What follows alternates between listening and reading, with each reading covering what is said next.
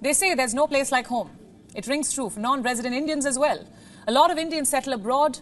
Better living standards, high-paying jobs attract them. But once they have saved enough, many want to return to their homeland after retirement. Look at this survey now by a fintech platform. It shows at least 60% of the non-resident Indians living in the US, Canada, the UK, Australia and Singapore want to come back to India to spend their golden years. Let's take a look at some more figures. 80% of NRIs based in Australia plan to return to India after retiring. We have the same figure for Singapore. From the US, 75% of NRIs want to come back.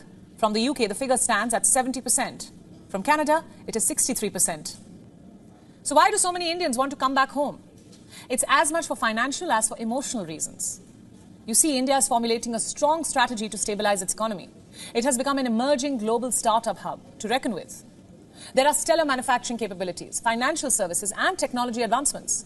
Simply put, there are promising investment opportunities for NRIs who have earned in dollars. Investment in India can bring huge profits. In fact, a whopping 72% of NRIs believe that India has a stable investment avenue. They are bullish on India's growth. 56% of the NRIs based in the US and 44% of those in Canada have already started investing in India for retirement. Then, of course, there is low cost of living. NRIs who have earned in dollars all their life and have thousands saved up in their retirement funds can afford a better life in India. Much better. In fact, far better than they would have in the United States or even the United Kingdom. Why do I say that? Because inflation is already soaring in the West. People are struggling to make ends meet. After retirement, when there are no monthly paychecks and only bills to pay, NRIs would be financially better off in India. There is also better and more accessible healthcare. In America, the average wait time for emergency room is 145 minutes. In the UK, it's 70 minutes. In fact, last year, nearly 40% of NHS hospital departments in England had an average treatment waiting time of more than 18 weeks. For some, it was well over 30 weeks. In India, the waiting period lies between 15 and 20 minutes. So where would you want to live? Especially at an age when you'd be more vulnerable and would need more medical attention.